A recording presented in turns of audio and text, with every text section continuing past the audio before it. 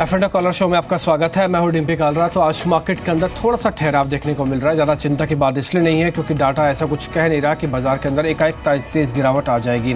पहले 5 पॉइंट देख लीजिए जो हमने एफ&ओ के हिसाब से आपके लिए कैलकुलेट किए हैं, और उसके बाद हम आपको तरीका बताएंगे और आपके सवालों के जवाब देंगे। आज के मेहमान एंजल ब्रोकिंग से समित चौहान होंगे। पहली इंपॉर्टेंट बात कि आज मुनाफा वसूली देखने को मिल रही है निफ्टी बैंक निफ्टी दोनों पर। 9500 की जो कॉल है इसके अंदर भी बिकवाली थोड़ा शुरू हुई है। एक तो थोड़े नंबर्स ठीक नहीं रहे, ग्लेनमार्क ने भी आज बाजार का मूड बिगाड़ दिया। इसके अलावा बाजार के अंदर वैसे भी ठहराव की ज़रूरत थी। शुक्रवार का दिन है तो फ्राइडे फैक्टर भी काम कर रहा है। सरकारी बैंक, आईटी और मेटल को छोड़ ज़्यादातर सेक्टर्स में गिरावट देखने को मिल रही है, या फिर यूँ कह सकते हैं कि मुनाफा वसूली बाजार के अंदर थोड़ी बहुत हावी हुई है। चौथी इंपॉर्टेंट बात जो बाजार के अंदर नोटिस की जा रही है वो है इंडिया विक्स। अभी भी ये 2% की गिरावट के साथ ट्रेड कर रहा है। इसका मतलब ये कि गिरावट शायद ज़्यादा बढ़ेगी नहीं, और अगर बढ़ी भी तो इसके पास एक अच्छा बेस है जो कि 9300 का है। ये चौथी बात हमको जो विक्स से समझ में आ रही है। पांचवी बात, नतीजों के बाद ग्लेनमार्क में ताज़ा बिकवाली के सौदे खड़े हुए हैं। ये बिकवाली इस शेयर को ऊपर ही नहीं आने दे रही है। कोई शॉर्ट कवरिंग नहीं, बल्कि शॉर्ट्स थोड़े एग्रेसिव थे, इसलिए दबाव। दूसरी जो कंपनी डॉक्टर रेड्डीज़, उसके भी नतीजे अच्छे नहीं आए क्योंकि ये शेयर पहले से ही पिटा हुआ था, तो इसलिए डॉक्टर रेड्डीज़ के अंदर गिरावट थोड़ी कम हुई है। ग्लेनमार्क ने पिछले 3 दिन में करीब 50-60 रुपये की रिकवरी दिखाई थी। समित चौहान इस बीच आज के मेहमान हमारे साथ जुड़ जाएंगे। इस बीच आपको पहले तरीका बताते हैं कैसे आप जुड़ सकते हैं कार्यक्रम से। आप 4 तरीके से हमारे साथ जुड़ सकते हैं। पहला, या तो आप हमको टोल फ्री नंबर पर फ़ोन कर दीजिए, इससे आप पूछिए सवाल। दूसरा, व्हाट्सअप है, आप हमको व्हाट्सअप कीजिए सारी डिटेल के साथ, फिर हम आपको अपने साथ कनेक्ट कर लेंगे, सवाल पूछ पाएंगे आप। तीसरी इंपॉर्टेंट बात है फेसबुक, इसके ज़रिए भी आप हमसे जुड़ सकते हैं। सोशल मीडिया का उठाइए फ़ायदा और फेसबुक के ज़रिए जी बिज़नेस में अपने डेरिवेटिव से जुड़े सवाल पूछिए। और चौथा तरीका है एसएमएस का, 57575 पर हमको एसएमएस करके अपने सवाल आप पूछ सकते हैं। चारों तरीके आपको मिल चुके हैं। समित चौहान इस बीच मेरे साथ जुड़ चुके हैं। पहले एक बार उनसे निफ्टी का आउटलुक ले लेते हैं, उसके बाद कॉलर्स के क्वेश्चन जो है पूछना शुरू कर देंगे। समित, शुक्रिया समय देने के लिए। ओवरऑल मार्केट के अंदर आज थोड़ा ब्रीदर है। ये गिरावट तो नहीं, ब्रीदर ज़्यादा लग रहा है। ये कल से शुरू हुआ था, आज फर्स्ट हाफ में दिखने लग गया। कितना टूट सकता है? अभी मार्केट के पास 9300 का बेस है सर।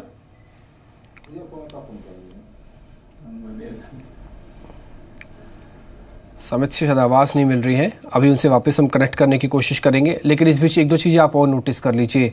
एक तो ग्लेनमार्क के जो नंबर्स आए, नंबर बेहद कमज़ोर थे, बेहद ख़राब थे, इस वजह से इस शेयर के अंदर गिरावट है। एक बार ग्लेनमार्क का फ्यूचर्स दिखाइए, उससे आपको क्लियर कट दिखेगा कि किस तरह की शॉर्टिंग आज ग्लेनमार्क के फ्यूचर्स के अंदर आपको देखने को मिल रही है। डॉक्टर रेड्डीज़ के जो नंबर आए ये भी ख़राब है। तो सेक्टर के अंदर एक प्रॉब्लम जो भी नंबर्स के साथ दिखी वो है फार्मा के नंबर्स के साथ। अभी तक किसी भी नंबर ने निराशा नहीं दी थी, लेकिन ग्लेनमार्क का नंबर एक बड़ा झटका है और जिस वजह से यहाँ पे दबाव देखने को मिल रहा है। ये ग्लेनमार्क का फ्यूचर आपके सामने है, देखिए 63% का ओआई है, और ये जो गिरावट है करीब 15% की। कैसे शेयर उभर के आ जाएगा? इसलिए आज जो फ्यूचर्स में एक बार वेट कर रहे थे ना कि पुल बैक मिलेगा, चल जाएगा शेयर, थोड़ा मुश्किल लग रहा है। 771 पे है। चलिए शुरुआत करते हैं। समित जुड़ चुके हैं। समित, एक तो निफ्टी पर आपका आउटलुक चाहिए, साथ साथ ग्लेनमार्क पर भी। ओपन इंटरेस्ट डीप है, बड़ा कट है।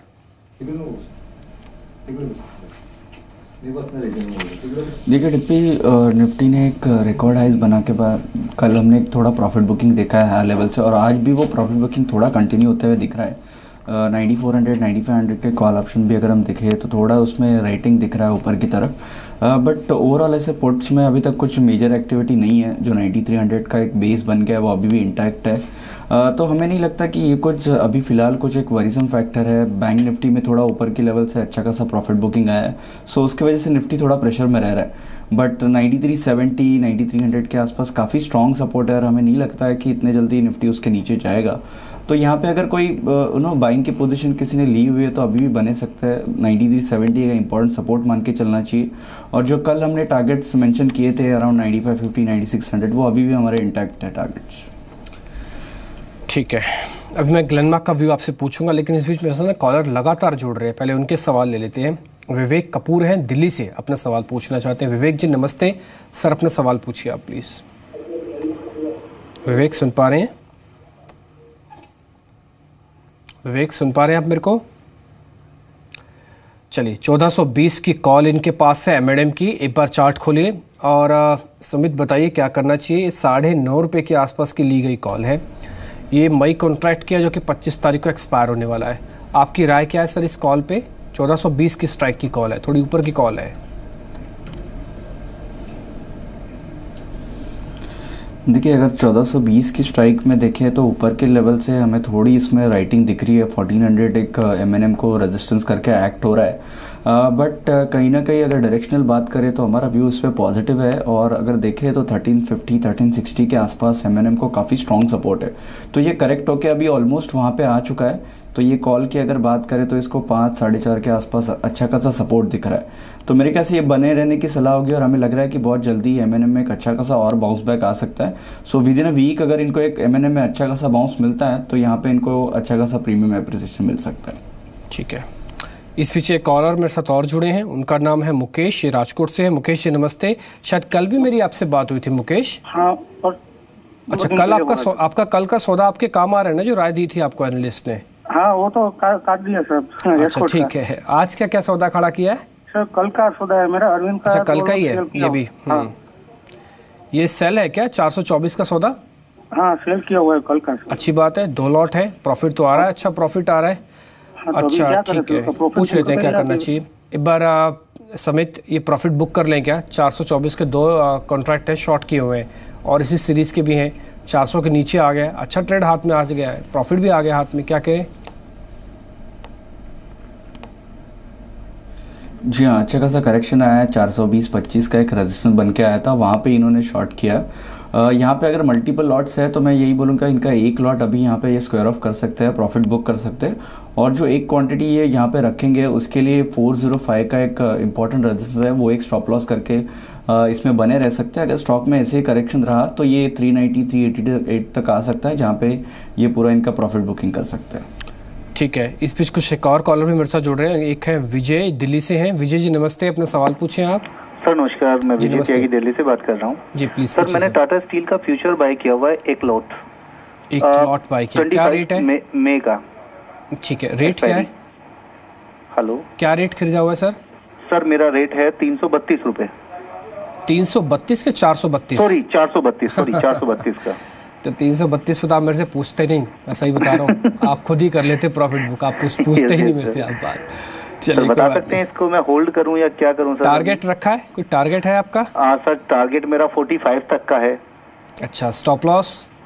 स्टॉप लॉस तो सर मैंने मेंटेन ही नहीं किया था, जब से उठाया था मैं स्टॉप लॉस बहुत ही कम लगा पाता हूं सर। प्रॉफिट में ना ये स्टॉप लॉस वाली बात वैसे भी जस्टिफाई होती नहीं है। सुमित बताएं क्या है टारगेट इनका? तो 445 खुद सोच के बैठे हैं, अभी 8 रुपये मिल रहे हैं, प्रॉफिट बुक कर लें या फिर अभी बने रहे इसमें? On a lighter note Dimpy, first of all इनको टारगेट के जगह पे स्टॉप लॉस पता होना काफ़ी इंपॉर्टेंट है, स्पेशली जब ये फ्यूचर्स ऑप्शन में ट्रेड करते हैं। तो मेरे ख्याल से नेक्स्ट टाइम अगर ये ट्रेड करेंगे तो पहले स्टॉप लॉस क्या है वो जान लीजिए, rather than asking for a target. तो अच्छे खासे लेवल पे लिया है। इनफैक्ट हम भी काफ़ी पॉजिटिव है टाटा स्टील पे। 428 429 का अच्छा सपोर्ट है, वहीं से रिबाउंड दिया हुआ है और जो 3-4 दिनों से इसमें बाउंस दिया है उसमें अच्छे खासे लॉन्ग्स भी बने हुए हैं। बने रहने की सलाह होगी इनको। 445 452 455 के भी लेवल दिख सकते हैं, ये हमारे टारगेट से नियर टर्म। 428 का अभी स्टॉप लॉस इनको मेंटेन करना चाहिए और जैसे मैंने बताया कि 450 455 का टारगेट मान के चलना चाहिए। ठीक है, इस पीछे एक और कॉलर मेरे साथ जुड़े हैं, उनका नाम है राजन, ये पुणे से हैं। राजन जी नमस्ते, पूछिए सर सवाल। राजन जी सवाल पूछ पाएंगे आप? फ़ोन तो नहीं डिस्कनेक्ट हो गया आपका? हो गया है, फ़ोन हो गया डिस्कनेक्ट हो गया। 500 की कॉल इनके पास है, पता नहीं ऐसा क्यों हो रहा है कि जैसे ही कोई लॉस की कॉल आती है ना तो डिस्कनेक्शन हो जाता है। 500 की कॉल आज 65 पैसे हो गई है, इन्होंने ख़रीदा है 1 रुपये में। अच्छा, एक और मेरे को इनसे पूछना था, अब तो खैर डिस्कनेक्ट हो गया। ये कॉल इतनी दूर की स्ट्राइक की लेते क्यों हैं? 435 शेयर चल रहा है, 500 की कॉल ले लेते हैं। अगर ऐसा कुछ है तो थोड़ा सा फ्यूचर ले लीजिए, कैश में शेयर ले लीजिए, क्योंकि कॉल में अगर वो शेयर चलेगा नहीं ना, कॉल टाइम वैल्यू से ख़त्म हो जाती है। सुमित आपकी रिकमेंडेशन क्या है? 65 पैसे मिल रहे हैं, ये खर्चे में चले जाएंगे, बाहर आ जाए ज़ीरो हो जाएगा। जी हाँ, डेफिनेटली 500 यहाँ से वोल्टास के लिए एक्सपेक्ट करना और वो भी ये सीरीज़ में थोड़ा डिफ़िकल्ट टास्क होगा।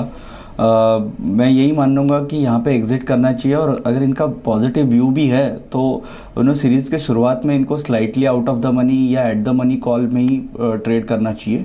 तो यहाँ पे मैं उनको एग्ज़िट करने की सलाह दूंगा और 440 के स्ट्राइक में उन्हें एंटर करने की सलाह दूंगा।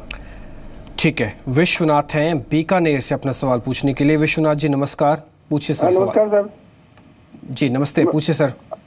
मैंने आईजीएल का एक लॉट कर लिया था 1012 में, आज 30 रुपए गिर गया। अब इसको लॉस बुक कर लूं या इनको रखूं अभी तक?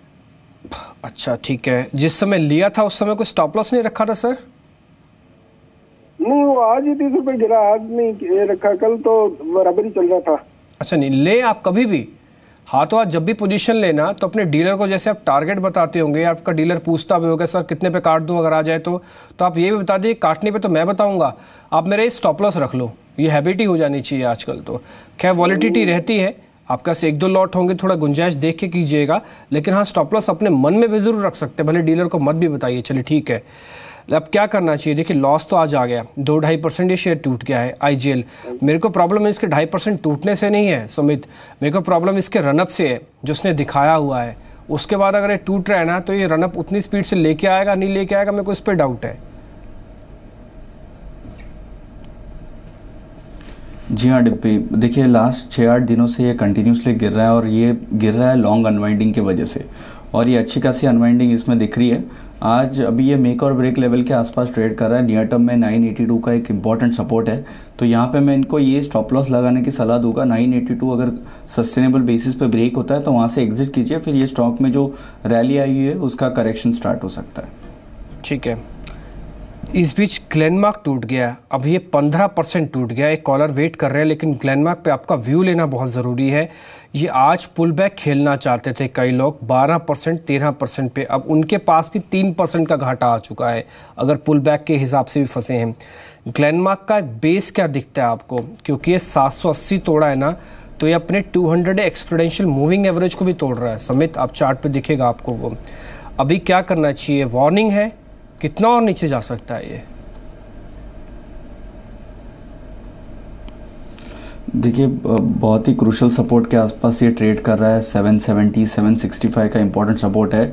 भले यहाँ से अगर बाउंस भी आता है थोड़ा बहुत, ये मानना चाहिए कि ये स्टॉक ने जो 840 का इंपॉर्टेंट सपोर्ट लास्ट कुछ महीनों से ये ब्रेक नहीं किया, आज वो गैप के साथ उसने ब्रेक कर दिया है, तो ये एक इंपॉर्टेंट डेवलपमेंट मानी जाएगी और स्टॉक में अच्छा खासा सेलिंग प्रेशर दिख रहा है। तो मैं यही मानूंगा कि यहाँ पे अगर माइनर बाउंस भी आता है तो वहाँ पे एग्जिट कीजिए, और ये माइनर बाउंस के लिए कोई भी लॉन्ग्स यहाँ पे क्रिएट मत कीजिए। ये माइनर बाउंस का मतलब कितना समझे सर? देखिए स्टॉक्स जब वोलाटिल रहते हैं तो उनका रेंज कैच करना काफ़ी डिफिकल्ट है, बट अगर यहाँ से आता भी है तो 785 788 के आसपास मुझे लगता है वापस सेलिंग प्रेशर आ सकता है। 785 तक ही आएगा आज की रेंज, मोटा मोटी तो यही नज़र आ रही है। इससे शायद ऊपर नहीं जाए, 800 का लेवल मुश्किल दिखा सकेगा, तो 785 तक ही जाएगा अगर कोई पुल बैक खेलना भी चाहता है। तो वैसे तो दूर ही रहे, ये ज़्यादा बेहतर होगा।